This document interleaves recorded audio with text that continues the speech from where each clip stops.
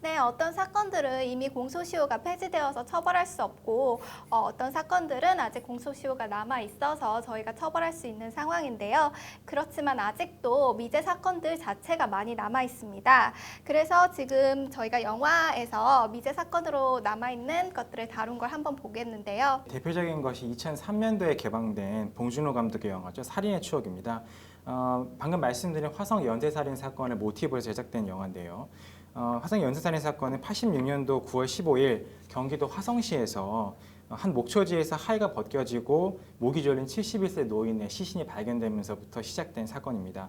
이후 10건의 살인사건이 연쇄적으로 일어났고 경찰은 연인원 200만 명에 넘는 수사 인력을 투입을 하였고 2만 명이 넘는 용의자와 참고인을 조사를 했음에도 불구하고 결국 진범을 밝혀내지 못한 사건입니다. 네, 2007년 개봉한 그놈 목소리도 미제 사건을 바탕으로 제작된 영화입니다.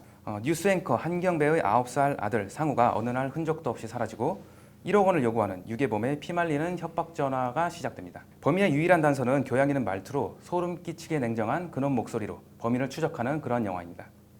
이 영화의 모티브는 이영호 유괴 살인 사건으로 1991년 1월 압구정동 현대아파트에서 살던 당시 9살 이영호 군이 30대로 추정되는 남성에게 유괴돼 살해당한 사건입니다. 이 사건도 2006년 1월 공소시효가 만료되어 범인을 처벌할 수 없게 되었죠. 다음은 아이들이라는 영화입니다. 1991년 3월 26일 대구에서 도롱뇽 알을 잡겠다면서 집을 나선 5명의 초등학생들이 한꺼번에 사라진 개구리 소년 사건을 바탕으로 제작한 영화인데요. 영화는 이 사건을 둘러싼 어른들의 모습을 추적해 나가고 있습니다. 이후에 11년 6개월 만에 4구의 유골과 5개의 신발이 발견되면서 수사가 좀 더 탄력을 받게 되었는데요. 법의학자들은 이 소년들이 타살된 것이 확실하다고 이야기를 했습니다. 그러나 안타깝게도 2006년 3월 25일 공소시효가 만료되면서 영구 미제 사건으로 빠지게 되었습니다. 이외에도 더 많은 미제 사건들이 아직 남아있죠. 2008년 이후부터는 살인죄 공소시효가 폐지되면서 미제 사건 전담반이 생겨나기도 했습니다. 네, 영원한 비밀은 없다고 미제 사건으로 남아있는 사건들 중 범인을 잡은 사건들도 있죠. 네, 저는 대표적으로 기억나는 것이 이른바 이태원 살인 사건입니다. 2009년도에 동명의 영화로도 제작이 됐었죠. 이 사건은 97년도에 이태원에 있던 한 패스트푸드점에서 발생한 살인 사건을 배경으로 한 영화입니다. 당시 용의자는 외국인이었던 패터슨과 에드워드리 두 사람이었는데요. 수사 과정에서 이 두 사람은 서로를 범인으로 지목하면서 수사에 혼선을 주기도 했습니다.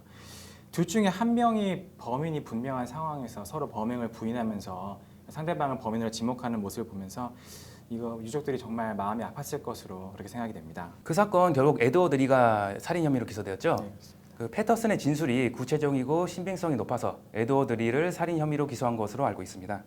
그런데 결국 에드워드리는 증거 불충분으로 무죄 판결을 받았고 증거인멸 등 혐의로 기소되었던 패터슨 역시 복역 중에 특별 사면으로 석방되었죠. 참 지금 와서 생각해보니 참 영화 같은 이야기네요. 네, 가장 영화 같은 부분은 2016년 결국 패터슨이 실제 사건의 범인으로 밝혀진 부분입니다. 그에 따라서 패터슨은 징역 20년을 선고받았고요. 범행 당시 패터슨이 18세 미만 미성년자였기 때문에 최고형인 20년이 선고되었습니다. 결국 16년 만에 이게 진실이 밝혀진 거네요. 저도 생각나는 사건이 하나 있는데요. 영화 재심 이야기입니다. 익산 약촌오거리 택시 기사 살인 사건으로 더 유명한 이야기죠. 살인의 누명을 쓰고 10년을 감옥에서 보낸 주인공이 다시 한번 진실을 찾기 위해서 싸우는 내용인데 실제로도 누명을 벗었죠? 네, 맞습니다. 재심의 무죄 판결과 진범의 뒤늦은 체포로 무려 18년 만에 사건이 마무리가 되었는데요. 하지만 그 긴 시간 동안에 그 억울한 옥살이를 누가 보상해 줄 수 있을지 정말 억울한 일이 아닐 수 없습니다.